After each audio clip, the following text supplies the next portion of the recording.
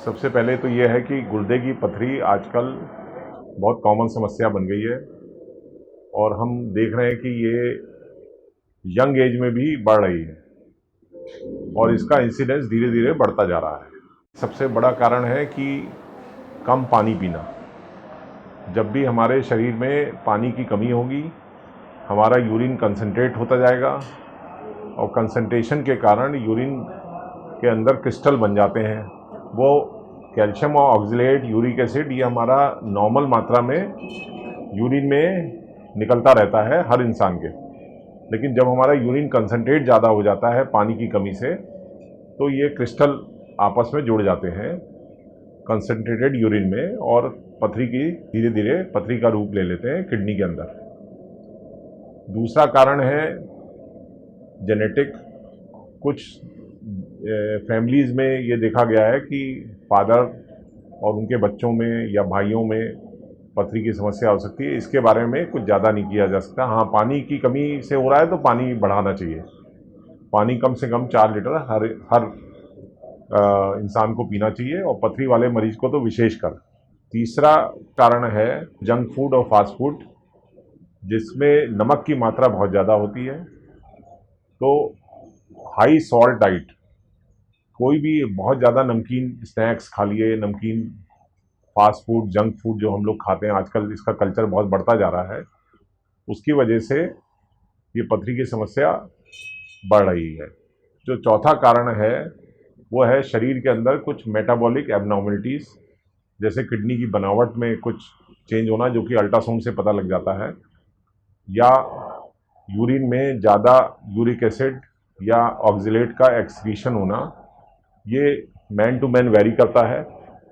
ये कुछ लोगों में एबनॉर्मल तरीके से यूरिक एसिड और ऑक्सलेट की मात्रा यूरिन में ज़्यादा हो जाती है और कैल्शियम भी यूरिन के अंदर ज़्यादा निकलने लगता है। उसकी वजह से पथरी बनती है।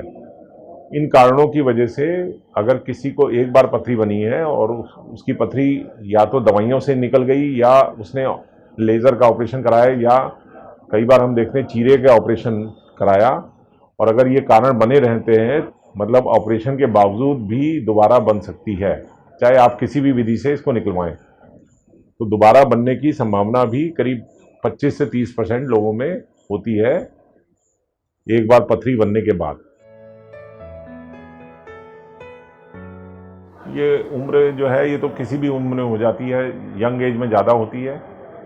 20 से 25 साल के बच्चों से आजकल शुरू हो जा रही है और 50-60 साल तक के मरीजों में होती है। इसकी कोई उम्र नहीं है, हर उम्र में होती है। एक साइड में दर्द होना, जैसे लेफ्ट किडनी इधर है, राइट किडनी इधर है, तो कमर में एक साइड में, जिसे हम लोग कहते हैं फ्लैंक पेन, तो एक साइड में पेन होता है, वो पेन आगे की तरफ आता है।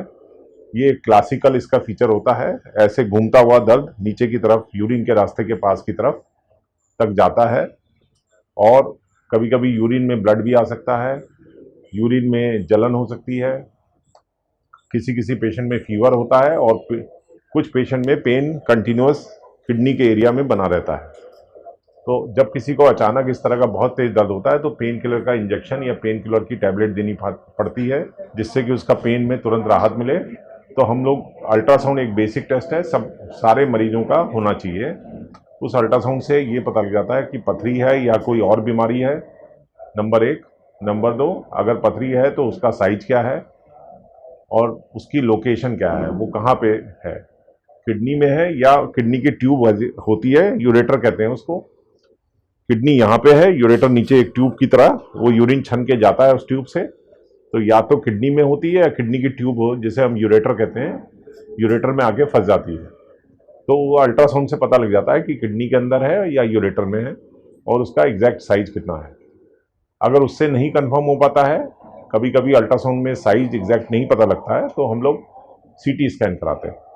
सीटी स्कैन में लगभग 100% पेशेंट में ये एग्जैक्ट साइज पता लग जाता है कि क्या है, क्या लोकेशन है, क्या साइज है और इसका क्या इलाज होना चाहिए। अगर जैसे किसी को 4 mm की या 6 mm की पथरी है किडनी में, तो उसको हम लोग दवाइयों से कोशिश करते हैं। तो कोई भी पथरी जो 8-9 मिलीमीटर या 10 मिलीमीटर से छोटी होती है, तो पहले उसका 1-1.5 महीने तक दवा से कोशिश की जाती है।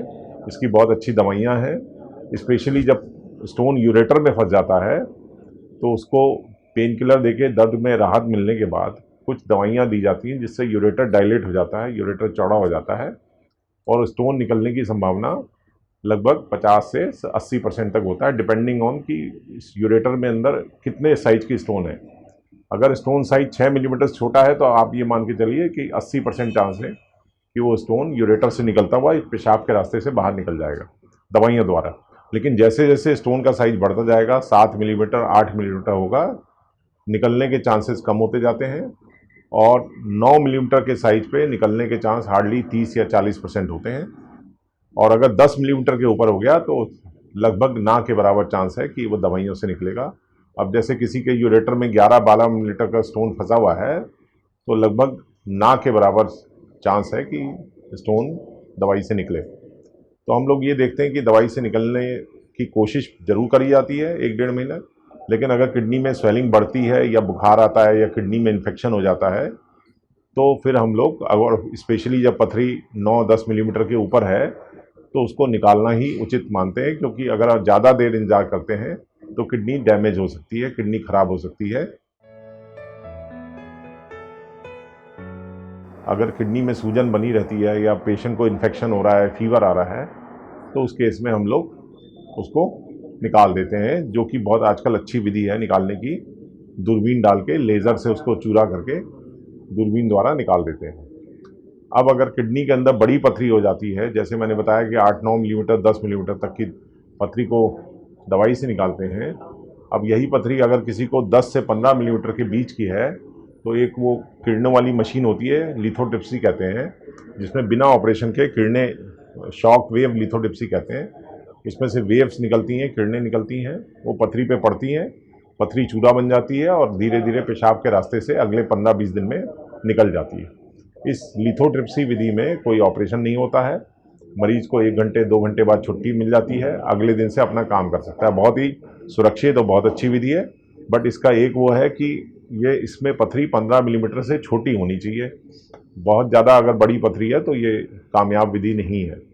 तो अगर 15 मिलीमीटर से बड़ी पथरी होती है, जैसे किसी के 18 मिलीमीटर है या 20 मिलीमीटर है या 25 मिलीमीटर है या 30 मिलीमीटर है या उससे भी बड़ी पथरियाँ हम लोग देखते हैं, 40-50 mm तक की देखते हैं, 60 mm की भी देखते हैं, तो उसमें फिर सबसे अच्छी विधि होती है दूरबीन से। यहाँ कमर में एक छोटा सा छेद करते हैं, उस छेद से दूरबीन जो है किडनी के अंदर डाल देते हैं और दूरबीन से सारे स्टोन को पाउडर, लेज़र विधि से पाउडर करके, पाउडर पूरा ऊपर से ही उस छेद से दूरबीन से बाहर निकाल देते हैं।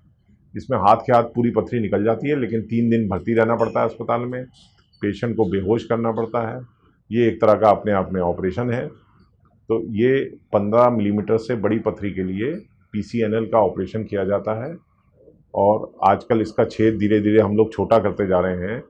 मिनी PCNL एक विधि हम लोगों ने शुरू कर दी है, जिसमें हम लोग छोटे छेद से पथरी निकाल देते हैं और दूसरे या तीसरे दिन पेशेंट घर चला जाता है।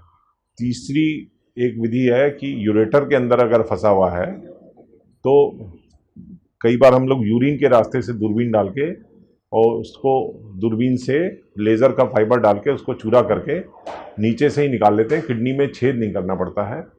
तो ये यूरेटर, इसको कहते हैं यूरेटरोस्कोपी, URS का ऑपरेशन कहते हैं। ये भी, इसमें भी एक ही दिन भर्ती रहना पड़ता है, कोई छेद नहीं होता है। यूरिन के रास्ते से, पेशाब के रास्ते से दूरबीन डाल के पथरी को निकाल देते हैं। ये स्पेशली यूरेटर के जो स्टोन होते हैं उनके लिए किया जाता है। बहुत अच्छी विधि है। अगले दिन पेशेंट घर चला जाता है और लगभग 100% रिजल्ट हैं इसके। जैसा कि मैंने बताया, नमक कम खाना चाहिए, 4 लीटर पानी पीना चाहिए, 3 से 4 नींबू पानी, हम लोग आजकल इसको लेमन थेरेपी कहते हैं, लेमन वाटर। तो नींबू पानी 3 से 4 नींबू रोज़ पिए तो उसमें बड़ा फ़ायदा मिलता है, क्योंकि नींबू में साइट्रेट होता है। तो साइट्रेट से ये पथरी के क्रिस्टल डिज़ोल्व हो जाते हैं। एक इसका सिरप आता है, ये पोटेशियम, मैग्नीशियम और साइट्रेट तीनों ही क्रिस्टल नहीं बनने देता। तो ये सिरप हम लोग 1 साल तक, 2 साल तक पेशेंट को देते हैं, जिससे दोबारा बनने की संभावना कम हो जाती है। तीसरा, जंक फूड फास्ट फूड मना होता है। नॉनवेज कम खाना चाहिए, स्पेशली रेड मीट मना होता है क्योंकि रेड मीट में यूरिक एसिड ज़्यादा होता है, तो हम लोग रेड मीट मना करते हैं। पालक टमाटर कम मात्रा में खाना चाहिए, खा सकते हैं लेकिन कम मात्रा में। लेकिन ये भी एक मिथ है, ये एक भ्रांति है कि दूध नहीं पीना चाहिए। आजकल हम लोग कहते हैं नॉर्मल अमाउंट में दूध दही पनीर खा सकते हैं, बहुत ज़्यादा नहीं, लेकिन 1 गिलास दूध 1 कटोरी दही पनीर या आइसक्रीम भी ले सकते हैं। ऐसा नहीं कि बिल्कुल नहीं लेना है, नॉर्मल मात्रा में दूध या दूध के पदार्थ ले सकते हैं। जंक फूड फास्ट फूड मना है, कोल्ड ड्रिंक्स कोला ड्रिंक्स मना है, और सूखे मेवा कम खाने चाहिए। चाय कॉफ़ी कम पीनी चाहिए क्योंकि चाय कॉफ़ी में भी ऑक्सीलेट होता है। पानी रोज़ 4 लीटर पिएं, ये सब बचने के उपाय हैं। और इतनी जानकारियां अगर कोई कर रहा है, और अगर कोई पथरी का मरीज है तो उसको साल में अपना एक अल्ट्रासाउंड कराते रहना चाहिए, उसको चेक करना चाहिए। और अगर 6-7 मिलीमीटर से छोटी पथरी है तो कोई डरने की चिंता की ज़रूरत नहीं होती है।